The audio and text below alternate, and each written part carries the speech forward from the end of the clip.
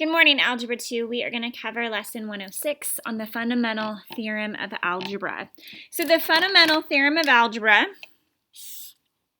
basically states that our degree equals the total possible number of roots or solutions. So if we have a degree of 3, then we have 3 possible solutions. If we have a degree of 4, we have 4 total possible. That doesn't mean we will have 4 different ones, but that's the total possible. So a couple things to remember. We're going to be using synthetic today, and a remainder of 0 means that the value for x is a solution or root. If you have a very complicated problem or a problem that has a million possible zeros, we can use Desmos, and we can enter our equation because our roots are also our x-intercepts. So we would search for whole number x-intercepts and then start with one of those.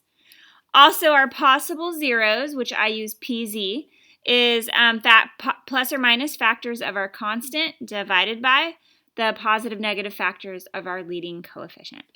So we're going to jump right in to part A of our lesson practice, and we're going to find all roots of x cubed plus x squared minus 17x plus 15 equals 0. So it could also say find all the zeros, find all the roots. If it says zeros, it'll usually equal 0.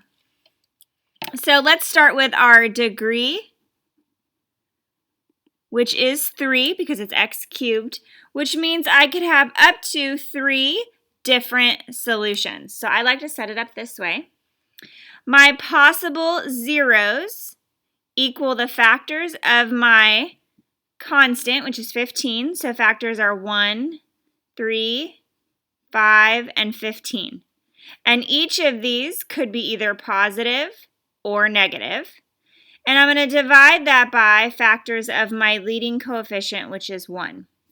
Now, if I divide these by 1, nothing changes. So my possible zeros are 1, 3, 5, and 15. Now, I don't think that list is very long, so I like to start with the first number listed, which is a positive 1, and then I'm going to set up my synthetic. Coefficients are 1, 1, negative 17, positive 15.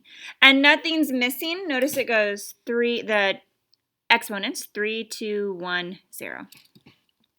So synthetic, we bring down the first number, multiply it by the number out here. So 1 times 1 is 1. We add to come down, so my new number is 2. Now multiply that number by the number on the outside, so 2 times 1 is 2. Add to come down, so negative 15. Negative 15 times 1, that gives me a remainder of 0. So I know that 1, because I have a remainder of 0, I know that 1 is a solution. Now, with what is remaining, I can write my new polynomial because 1 degree less than x cubed would be x squared plus 2x minus 15. And I know there's a slight glare, can actually factor that, right? Negative 15 and positive 2 would be a positive 5 and a negative 3. So x plus 5, x minus 3. Those are my factors. My solutions should be the opposite. So negative 5 and positive 3. So negative 5 and positive 3. So one of my solutions came from using synthetic. The other 2 came from factoring. But I would circle all 3. Now, to show you what I meant earlier about using Desmos, let me dull my screen because that's the only way that Desmos actually shows up on my phone. So let me erase what I did earlier. So I'm going to write our function. So let's say I put y equals x cubed plus x squared minus 17x plus 15. So I'm going to zoom in. And then if you click on, did I enter something wrong? Minus 17x plus 15. if I zoom in and I click on where it crosses, look, I have an x-intercept at 1, because 1 is a solution. I have an x-intercept at 3, and I have an x-intercept at -5. So that's how we could utilize Desmos. So part B, they'd like us to find all the zeros of x cubed minus 2x squared minus 4x plus 8 equals 0. I'm going to move this up. So again, my degree here is 3, so I could have up to 3 different solutions for x. My possible zeros are going to be factors of 8, so 1 times 8 and 2 times 4. I don't need to divide by 1. So I'm going to try the first number listed. That's what I always do. So 1, -2, -4, 8. Be really careful when you use your synthetic, right? If you mess up with a positive or a negative, you don't add it correctly, you'll never find the zeros. So you have to be really accurate with your multiplying and adding. So 1 times 1 is 1, add to come down, multiply, add to come down, multiply, and I end up with 3. So 1 is not a solution because I didn't get a remainder of 0.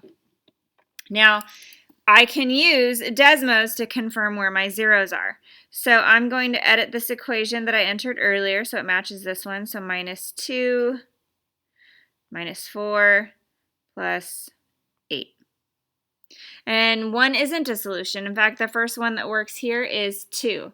So I'm going to try +2. So 1, -2, -4. And I'm trying +2 because 1 didn't work and -1 was also not a 0 and wasn't an x-intercept. So 2, according to Desmos, is one of my solutions. So let's confirm. 2 times 1 is 2. This is 0. 2 times 0 is 0. This is -4, -8, 0. So because my remainder is 0, 2 is my first solution. So notice 2, because I got a remainder of 0, is my first solution. Now I'm going to write my polynomial. So 1 degree less, x cubed would be x squared. I have nothing here. This would be 0x and then -4. So x squared minus 4. I'm going to set it equal to 0. Now you could solve it algebraically by simply adding 4. Or I could factor. I have -4. I have 0 x's, so 2 and -2. So x plus 2, x minus 2. So my answers are 2 and -2. So notice I technically only have 2 different solutions, one at 2 and one at -2. So I did have a degree of 3, but I only have 2 different numbers that are solutions. And if you look at Desmos, one of my x-intercepts is at 2, and the other one is at -2. It's the only place they touch the x-axis. All right, now let's move on to have some zeros that include I. So next one, x cubed minus 7x squared plus 9x plus 17 equals 0. All right, so my possible zeros are factors of 17, which are 1 and 17. My degree is 3, so I could have 3 different solutions. And this time I'm going to start with -1 and add my numbers in here. So bring down 1, 1, -1, add to come down, 8, 17, -17, 0. So my first solution, again, is -1. And now I'm going to write my new polynomial. So I have 1x squared minus 8x plus 17. Now this cannot be factored. It doesn't work, right? There's no factor of 17 that's going to give me -8. So I have to use the quadratic formula. There's no way around it. I can't use Desmos. I just have to do some old-fashioned work. Now, you could have used Desmos to confirm this point. So let's see what this looks like. So this is minus 7. This part here is plus 9. Whoops. And this last part is plus 17. Now, I want you to notice something. My graph only crosses the x-axis at one place. But I know there could be up to 2 other solutions. They just don't touch the x-axis, which tells me that my other solutions are imaginary. So, I'm going to use the quadratic formula. So, x equals 8, right? Negative times a negative is 8, plus or minus b squared minus 4 times 1 times 17. All over 2 times 1. Now, please note that negative 8 squared is the same as 8 squared. And not only is it the same, I'm not going to make any mistakes in my calculator. So just write the positive version. So this gives me 8 plus or minus. And if I enter this in my calculator, I'm going to get 64, right? Minus 4 times 17, I'm left with negative 4 all over 2. So let's simplify. Let's see if you guys remember. The square root of 4 is 2, and the negative is I. Everything else remains the same, 8 plus or minus all over 2.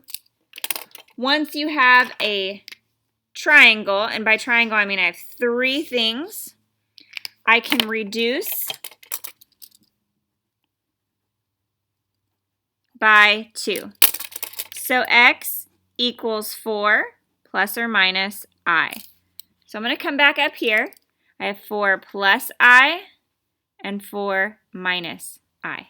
And those are my 3 solutions. Negative 1 came from using synthetic. The i's came from the quadratic formula. And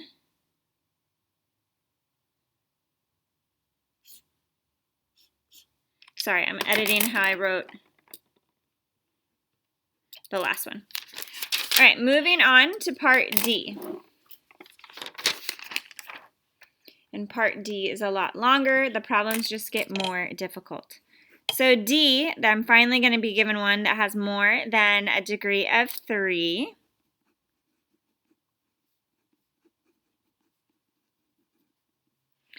And I have a degree of 4. So I could have 4 different solutions. Now my possible zeros, there are a lot of them because there's a lot of factors of 30. 1, 2, 3, 5, 6, 10, 15. Like, I don't want to check all of those. So I'm going to enter this equation into Desmos.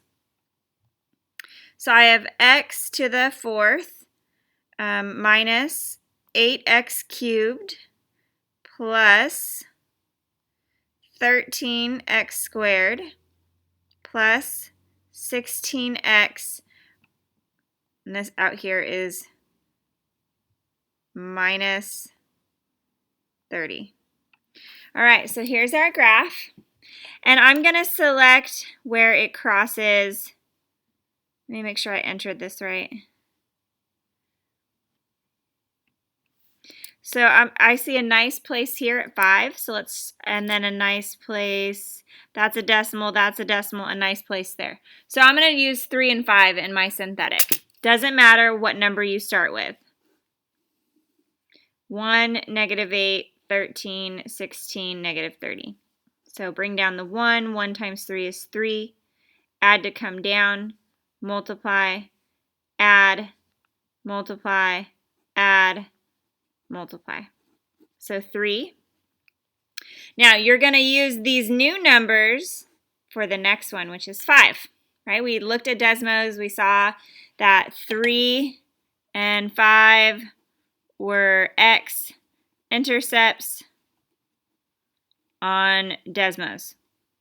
So that's what I'm starting with. So bring down the 1, multiply, add, multiply, add, multiply. So 5 works as well. So now I'm going to write my new polynomial. Now x to the 4th, this would have been x to the 3rd. So now this one is x squared. So I'm going to write, I have x squared minus 2 equals 0. Now this is not factorable, but I could just solve it algebraically. I would add 2 to the other side. I would take the square root. And so x equals, now here would be the problem if you only wrote one of them. You'd be like, crap, where does the other solution come from? Remember, there's a plus and minus, so the other solution is negative. So there are 2 solutions. 2 came from me using synthetic and Desmos. 2 came from me just solving algebraically. And those are our 4 solutions. All right, the remaining part of this, because there is a whole nother part of this, the notes, is conjugates.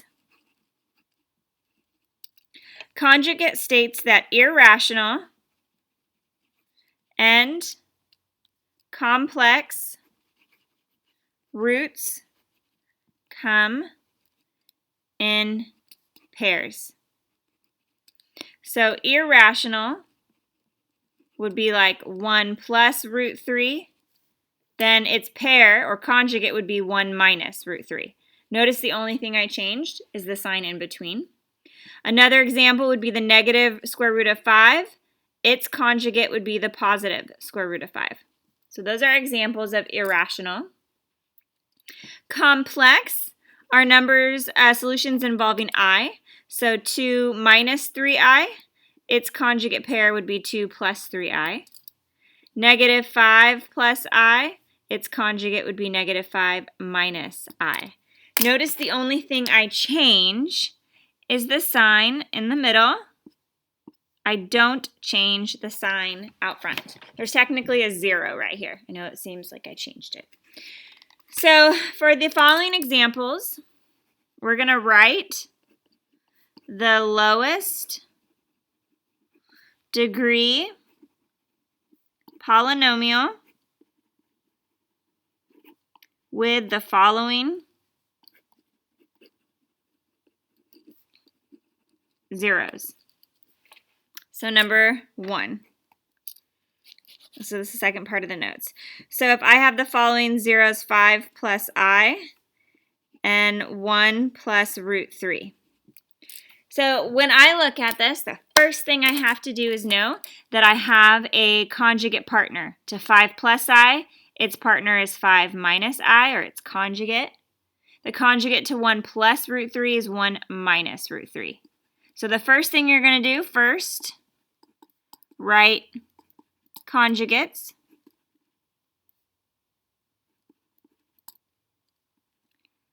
Then write factors, then distribute.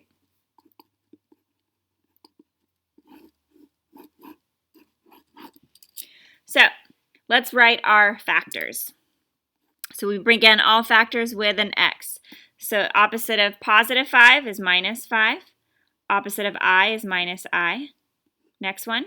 Opposite of positive 5 is x minus 5. Opposite of negative I is positive I. And don't worry, the i's will cancel. Your next 2 factors, x minus 1 minus root 3.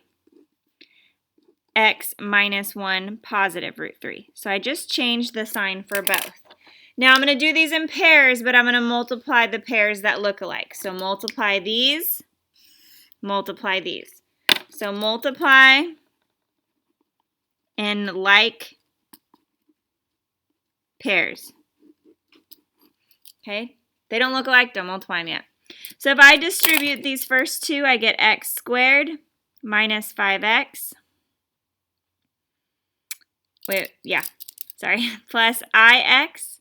Now I'm going to distribute the negative 5, so minus 5x plus 25 minus 5i.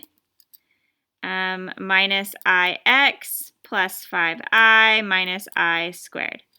Now remember, everything involving an I should cancel. So ix minus ix, 5i, 5i, and I squared is a negative 1.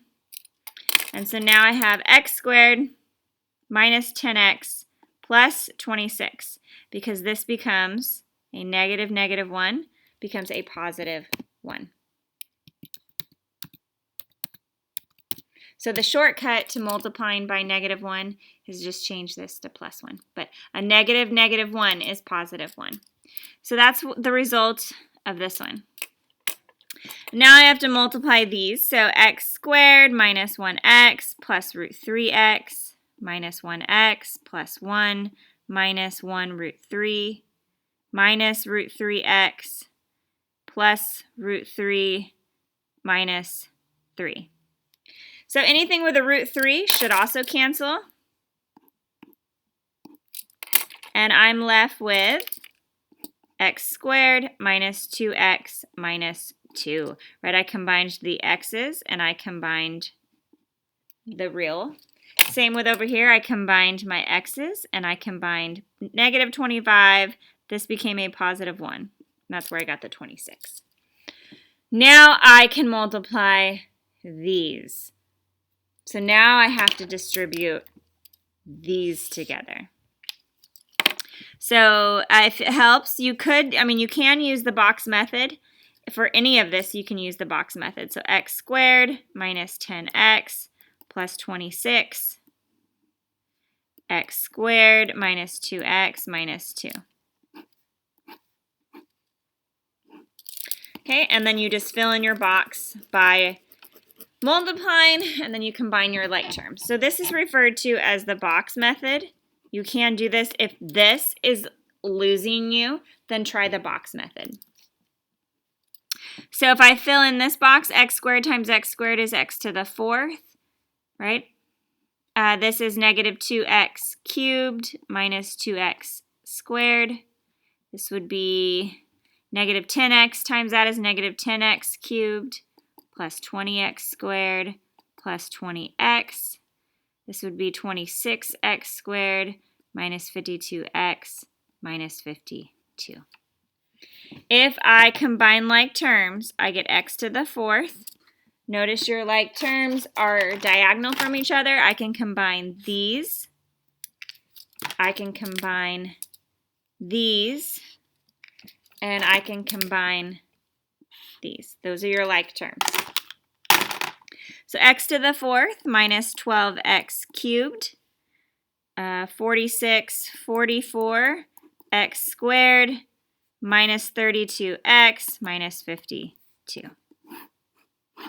And that is the answer. Phew, it's a lot of work. So let's try one more, and then we will be done with our notes. So I believe this is part F in our lesson practice. So our zeros are 2 minus 3i and root 7. So first thing I'm going to do is write my conjugates, right? This conjugate would be 2 plus 3i. This conjugate would be negative root 7. So I'm going to write my factors. So I have x minus 2 plus 3i. I'm just changing the sign, but your factors have to start with an x. X minus 2 minus 3i. So those are done. Opposite of root 7 would be x minus root 7. Opposite of a negative would be x plus root 7. And then we are multiplying in pairs. So multiply these that look alike. Multiply these. So if I multiply these, I get, again, you can do the box method.